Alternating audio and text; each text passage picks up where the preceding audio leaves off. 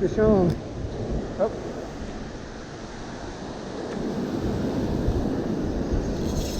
I don't know if it's on you. Oh, nope, it's on mine.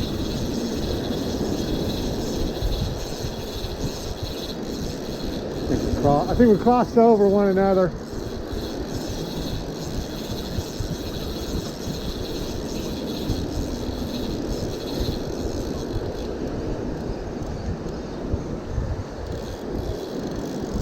Double.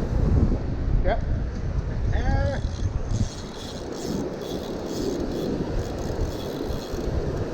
Good job.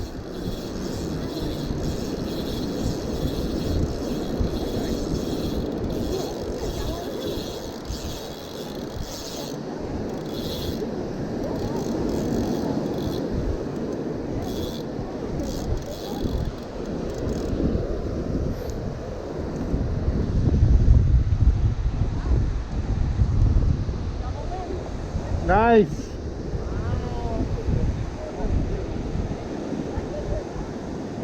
Pompano.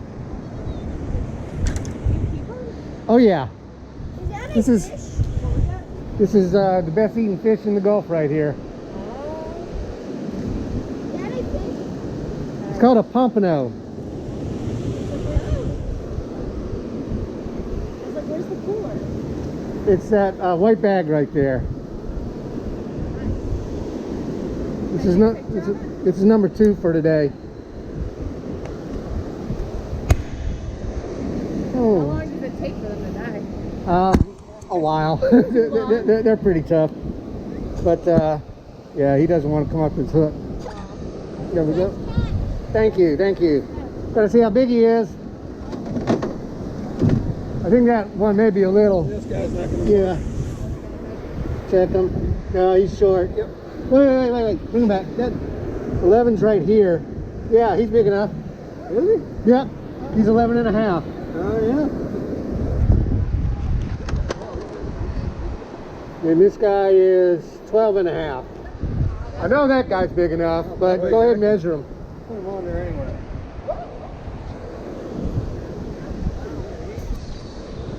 So, He's 14. yeah, he's thin, but he's got some length to him. You want to put him in the box here? Yeah. Okay. Pompano, yes. That's a local fish. Yeah. Very good eating. Yeah. All right. Throw him in there. There we go. 2's the limit, right? 6. 6. 6 a day. Go.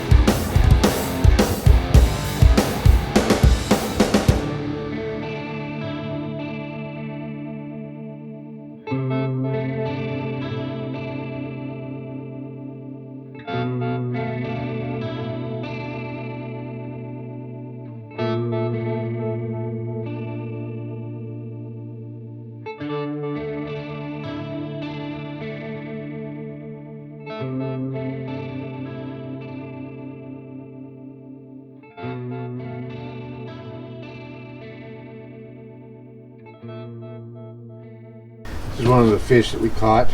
I'm going to show you how to clean a pompano. A couple of things. One, the table that I'm using is awesome. When I started doing some guiding and I was coming home and cleaning up multiple fish for clients, I was usually tired by the end of the day, and you know, if the table's too low, you've bent over, you're hunched over, you're already worn out, you know, you're cleaning fish, it kind of wear you out. So this table is nice and tall, gives me some height. It has running water, so you can clean off your knife, clean off the fish. Also got a spray nozzle for the table. You can clean it up, and as your fish bleed and get stuff that you don't want on you, you can use the water. So I'm going to start the clean up here and do the outline of the fish. I go all the way up to the tip of the nose because these pompano have what we call head meat, and the head meat is a pretty good bite actually. It goes all the way up to about right here. You can come around and kind of mark where you want to make your cuts. So this is called outlining the fish, where I'm just starting my cuts where I want to go.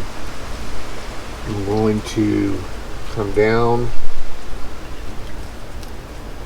just put past this fin here, and want to come to here and outline the bottom of the fish.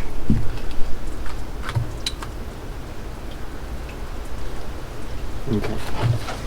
So once I get my outline up top, I want to take the blade of the knife, and you want to make sure you have a good sharp knife. This is a sharpener that I use. I got it on, I don't know, something probably late night channel, and you know, you sharpen it this way. It's really easy. Don't know if it's the best method, but it's easier than most sharpeners that I've used. So make sure your knife is sharp, and as I'm going through this fish, what I'm doing is I'm running the blade, the tip, down to the backbone, and you can kind of hear that clicking noise. Hopefully you can hear that clicking noise. And that's the knife taking the meat off the backbone. And once I'm all the way through to the other side, I'm going to take my knife point, run it through to that bottom cut that I made, and go back to the tail with it. Now, for me, the part that always gives me a little bit of trouble is right here, getting all this meat separated cleanly. So what I'm going to do is go back through my outlined area, and I'm going to kind of lift the blade up as I go, and get through all that meat. And there's a nice clean kind of meat there. Okay, so I can take this, rinse it off.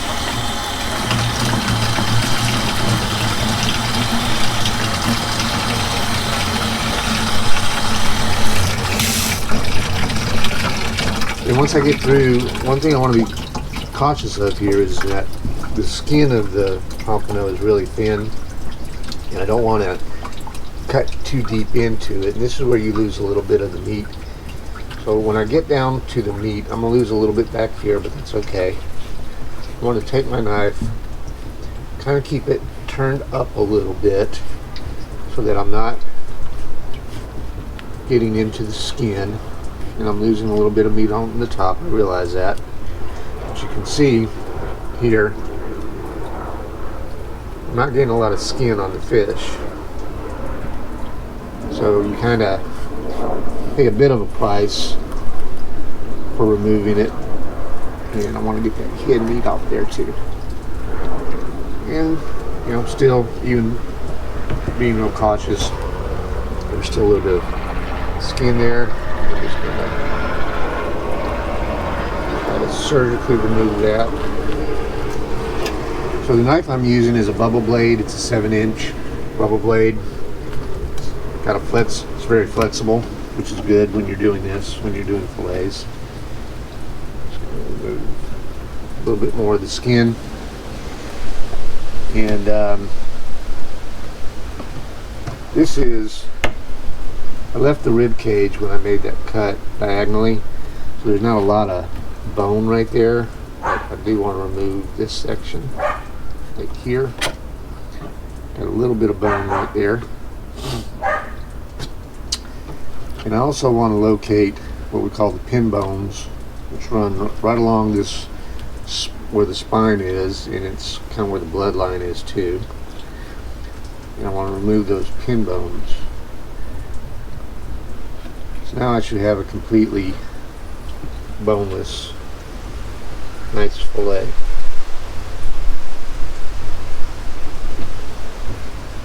Not sure what that is in the meat there. I'm going to cut that out. Okay, so there's my fillet. Okay, so I cut the pompano into small pieces, about that size. I'm going to throw them in the batter. This is just one pompano. That's all swelling I really need. These are also going to be pretty big and fluffy when you... is that what that was? Squirrels? Oh yeah, I see them up there in the pine tree. So in our community, I don't know if you can see these guys or not. In that tree right there, there's a couple of squirrels fighting. We have a bunch of them.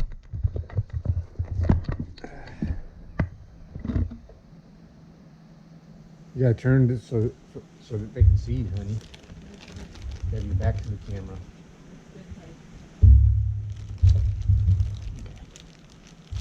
So I'm just gonna put everybody in the pool here. Let them get good and coated. Probably should have gotten a glove to put on, but that's okay.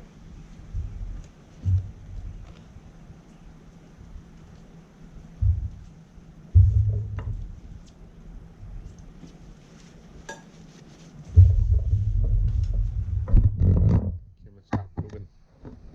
Okay. Did you get them all? Need some help? Got some on the loose. I know.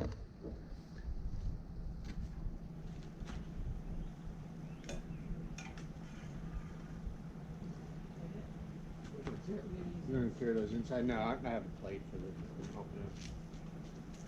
Flies. French fries. Oh. French fries. Here we go. Thank you, love. Okay. So now I'm gonna take the pompano.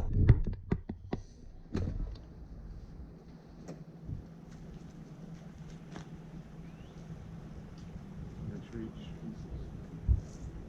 Nice coating on it. Batter.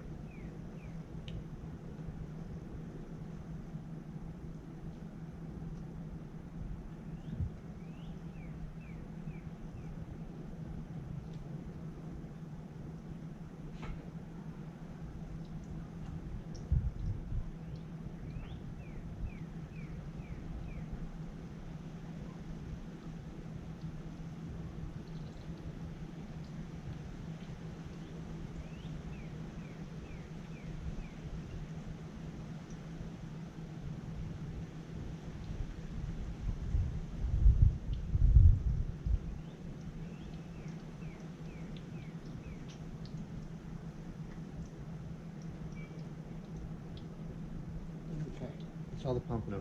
If you look in there, you can see all the spices that are in that mix, the red and the black. So I don't put salt or anything on it. I just you know, usually I'll salt and pepper my pompano before I cook it. With this, you don't really have to do that because all those spices are in that Louisiana batter. So let's go take a look at what these guys are doing. So you can see these are puffing up really good. And some of the most tasty things, those little crisps right there. I don't know if you've ever gone to like Long John Silver's or Captain D's. You have those little pieces of crisp in the basket with your fish. That's some of our favorite part. Let me turn these guys over. Give them a little flip. There we go. And what I can do with some of this batter is I'm going to pour a little, we have a little more crunchies in there. Just little bits of batter.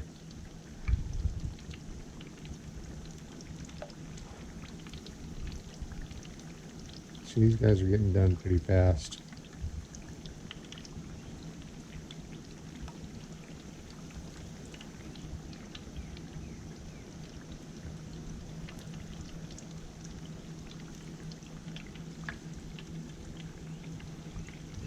Probably not the healthiest meal that you're ever going to see me cook. French fries and little chunks of batter and fried fish, but it is delicious. There you go. Nice plate of batter. These crispies are hot. Good crispy. Let's try this Pompano. It's too hot. It's too hot to eat. Wow. So, take my word for it. It's delicious.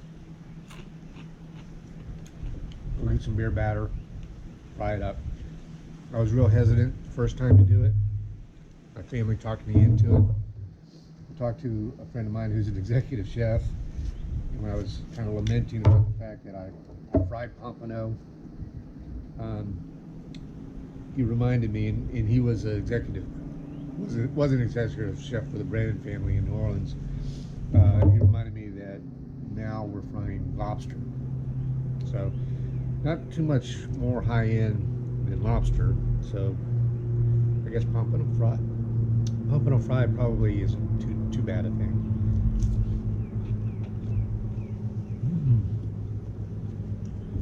Just creamy. Creamy.